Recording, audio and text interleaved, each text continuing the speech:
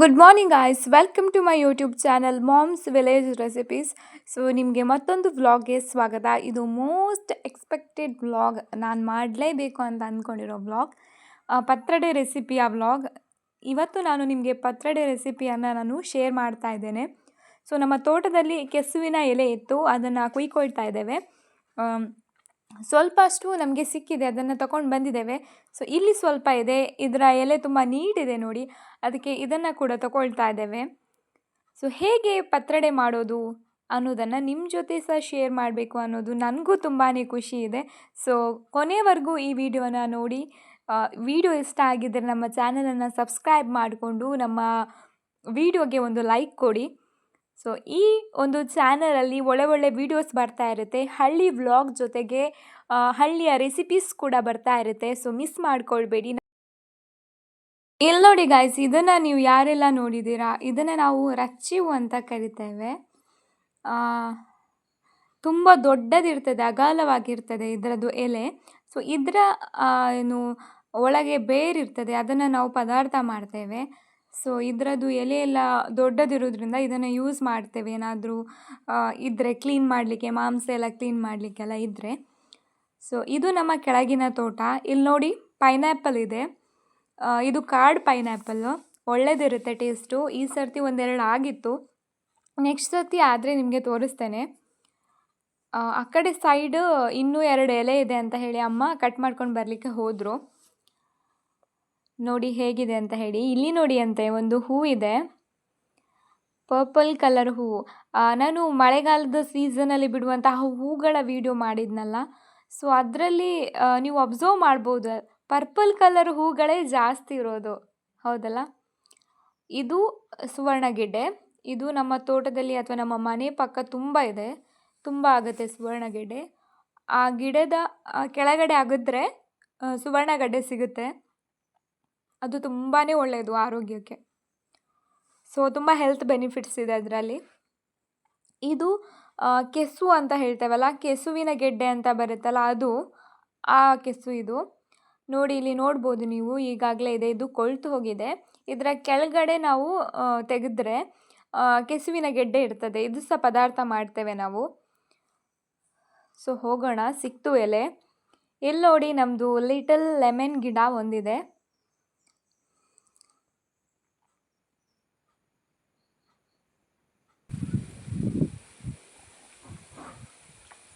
ಎಷ್ಟು ಚೆನ್ನಾಗಿದೆ ನೋಡಿ, ಇಷ್ಟು ಎಲೆ ಸಿಕ್ಕಿದೆ. ಈಗ ಇದನ್ನು ಕ್ಲೀನ್ ಮಾಡಬೇಕು, ಆ ಒಂದು ಕೆಲಸ ಇದೆ. ಕ್ಲೀನ್ ಮಾಡಲಿಕ್ಕೆ ಎಂತ ಇಲ್ಲ, ಏನಾದರೂ ಇದು ಬಲೆ ಏನಾದರೂ ಇದೆಯಾ ಅಂತ ನೋಡ್ಕೊಳ್ಬೇಕು. ಮತ್ತು ಈ ನರ ಇದೆಯಲ್ಲ, ಇಲ್ಲಿ ಒಂದು ಕಾಣಿಸ್ತಾ ಇದೆಯಲ್ಲ, ಇದನ್ನು ಕ್ಲೀನಾಗಿ ತೆಗಿಬೇಕು. ನಾರು ಕ್ಲೀನಾಗಿ, ಅಂದರೆ ಚಿಕ್ಕದು ತೆಗಿಬೇಕಂತ ಇಲ್ಲ, ದೊಡ್ಡದಿರುವಂತಹ ನಾರುಗಳನ್ನು ನಾವು ತೆಗಿಬೇಕು. ಇಲ್ಲಾಂದರೆ ಅದು ತುರ್ಕೆ ಇರುತ್ತೆ, ತುರ್ಕೆ ಜಾಸ್ತಿ ಆಗುತ್ತೆ ಅಂತ ಹೇಳಿಬಿಟ್ಟು ಇದು ತೆಗಿಬೇಕು. ಸೊ ಆ ಕೆಲಸ ಇದೆ ನೋಡಿ. ಇವಾಗ ನಾನು ತೆಗೆದಿದ್ದೇನೆ, ಇದರದ್ದು ದೊಡ್ಡ ನಾರುಗಳನ್ನು ತೆಗೆದಿದ್ದೇನೆ. ಈಗ ನೋಡಿ, ಇಲ್ಲಿ ರೆಡಿಯಾಗಿದೆ ಮಸಾಲೆ. ಮೊದಲೇ ಅಕ್ಕಿಯನ್ನು ನೆನೆಲಿಕ್ಕೆ ಹಾಕಿದ್ವಿ. ಅಕ್ಕಿ, ಸ್ವಲ್ಪ ಕೊತ್ತಂಬರಿ, ಸ್ವಲ್ಪ ಮೆಣಸು ಎಲ್ಲ ಹಾಕಿಬಿಟ್ಟು ಇದನ್ನು ಚೆನ್ನಾಗಿ ನುಣ್ಣಗೆ ಗ್ರೈಂಡ್ ಮಾಡ್ಕೊಂಡಿದ್ದೀವಿ.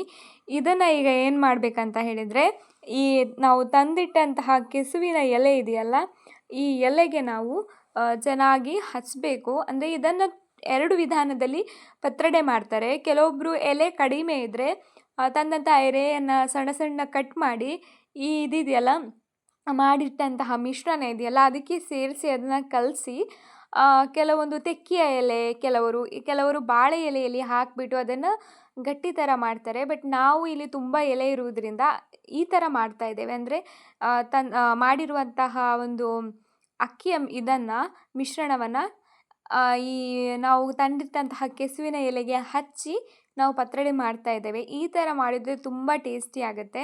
ಸೊ ಈ ಥರ ನೋಡಿ, ಎಲೆಗೆ ದೊಡ್ಡ ಎಲೆ ಇರೋದ್ರಿಂದ ಇದಕ್ಕೆ ಈ ಥರ ಹಚ್ಚಬೇಕು. ನೋಡಿ, ಅಮ್ಮ ಅಕ್ಕಿ ಹಿಟ್ಟನ್ನು ಈ ಥರ ಹಚ್ತಾ ಇದ್ದಾರೆ. ಸೊ ಈ ಥರ ಅಕ್ಕಿ ಹಿಟ್ಟನ್ನು ಹಚ್ತಾ ಅದರ ಮೇಲೆ ಇನ್ನೊಂದು ಎಲೆಯನ್ನು ಇಡ್ತಾ ಹೋಗಬೇಕು. ಅದನ್ನು ಹಿಟ್ಟು ಹಚ್ಚಿ ಅದನ್ನು ಒಂದು ಗಟ್ಟಿ ಥರ ಮಡಚಿ ಇಡಬೇಕು. ಸೊ ಹೋಲ್ ಪ್ರಾಸೆಸ್ ಇದೆ ಇದರಲ್ಲಿ, ನೋಡ್ತಾ ಹೋಗಿ ನೀವು.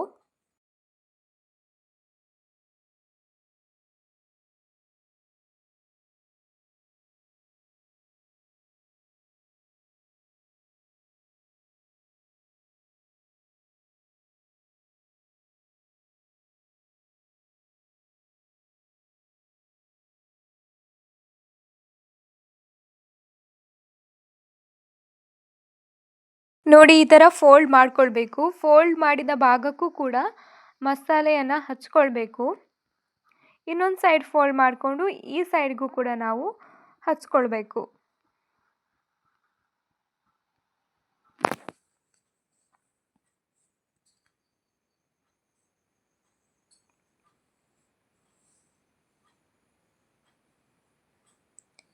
ಈಗ ಇದನ್ನು ಮಡಿಸ್ಬೇಕು.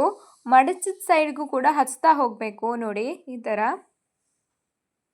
ಯಾಕಂದರೆ ಅದು ತಿನ್ನುವಾಗ ಸಿಗ್ತದಲ್ಲ, ಆಗ ಅಲ್ಲಿ ಹಿಟ್ಟು ಸಹ ಇರಬೇಕು ಅನ್ನೋ ಕಾರಣದಿಂದ ನೋಡಿ ಈ ಥರ ಮಡಿಸ್ತಾ ಹಿಟ್ಟನ್ನು ಹಚ್ತಾ ಮಡಿಸ್ತಾ ಹೋಗಬೇಕು. ನೋಡಿ ಈಗ ಒಂದು ಗಟ್ಟಿ ರೆಡಿ ಆಯಿತು. ಈ ಥರ ಹಿಟ್ಟು ಮುಗಿಯುವವರೆಗೂ ಎಲೆಯನ್ನು ಈ ಥರ ಮಾಡ್ತಾ ಗಟ್ಟಿ ಮಾಡ್ತಾ ಹೋಗಬೇಕು. ನೋಡಿ ಒಂದು ಗಟ್ಟಿ ರೆಡಿ ಆಯಿತು. ಸೊ ಎಲ್ಲ ಗಟ್ಟಿ ಮಾಡಿದ್ವಿ ನಾವು. ಈಗ ನಾವು ಬೇಯಿಸ್ತಾ ಇದ್ದೇವೆ ಈ ಗಟ್ಟಿಯನ್ನು. ನೋಡಿ ಇಲ್ಲಿ ಗಟ್ಟಿ ಬೇಯ್ತಾ ಇದೆ. ಮುಚ್ಚಿಡೋಣ. ನಾವು ಒಲೆಯಲ್ಲಿ ಮಾಡೋದು, ಒಲೆಯಲ್ಲಿ ಬೇಯಿಸೋದು. ಸ್ವಲ್ಪ ಒಂದು ಗಂಟೆ ಬಿಟ್ಟು ನೋಡಬೇಕು ಬೆಂದಿದೆಯಾ ಇಲ್ವಾ ಅಂತ ಹೇಳಿ. ನೋಡಿ ಮೇಲ್ಗಡೆ ಸೈಡ್ ಬೆಂದಿದೆ, ಬಟ್ ಕೆಳಗೆ ಸೈಡ್ ಎಲೆ ಬೆಂದಲಿಲ್ಲ, ಇನ್ನು ಸಹ ಹಾಗೆ ಇದೆ ಗ್ರೀನು. ಎಲೆ ಎಲ್ಲ ಬೆಂದಾದಮೇಲೆ ನಾವೀಗ ಮಸಾಲೆ ಮಾಡ್ಕೊಳ್ತಾ ಇದ್ದೇವೆ. ಇದು ನಾರ್ಮಲ್ ನಾವು ಪದಾರ್ಥಕ್ಕೆ ಮಾಡುವಂತಹ ಮಸಾಲೆ. ಒಗ್ಗರಣೆಯಲ್ಲಿ ಮಸಾಲೆಯನ್ನು ಬೇಯಿಸಿದ ನಂತರ ನಾವು ಮಾಡಿಟ್ಟಂತಹ ಗಟ್ಟಿಯನ್ನು ಈ ಥರ ಕಟ್ ಮಾಡ್ಕೊಳ್ಬೇಕು ಸಣ್ಣದಾಗಿ. ನೋಡಿ ಇಲ್ಲಿ ಗಟ್ಟಿ ಕಟ್ ಮಾಡ್ತಾ ಇದ್ದೇನೆ ನಾನು. ಸೊ ಎಲ್ಲ ಗಟ್ಟಿ ಕ್ಲೀನಾಗಿ ಕಟ್ ಮಾಡ್ಕೊಂಡು ಆದಮೇಲೆ ನೆಕ್ಸ್ಟ್ ಪ್ರಾಸೆಸ್ಸೇ ನಾವು ಇದನ್ನು ನಾವು ಮಾಡಿಟ್ಟಂತಹ ಮಸಾಲೆಗೆ ಏನು ಒಗ್ಗರಣೆ ಕೊಟ್ಟಿದ್ವಿ, ಆ ಒಗ್ಗರಣೆ ಕೊಟ್ಟಿರುವಂತಹ ಮಸಾಲೆಗೆ ಇದನ್ನು ಸೇರಿಸಬೇಕು. ನೋಡಿ ಇಲ್ಲಿ ನಾನು ಹಾಕ್ತಾ ಇದ್ದೇನೆ. ಇನ್ನೂ ಕೆಲವರು ಬೇರೆ ಬೇರೆ ವಿಧಾನದಲ್ಲಿ ಮಾಡ್ತಾರೆ. ಸೊ ಇದನ್ನು ಕೆಲವರು ಬರೀ ಒಗ್ಗರಣೆ ಕೊಟ್ಟು ಕೂಡ ತಿಂತಾರೆ, ಕೆಲವರು ಹಾಗೆ ಕೂಡ ತಿಂತಾರೆ.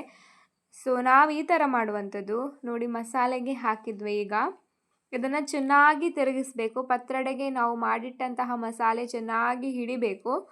ಸೊ ಆವಾಗಲೇ ಅದು ತುಂಬ ಟೇಸ್ಟಿಯಾಗಿ ಬರುವಂಥದ್ದು.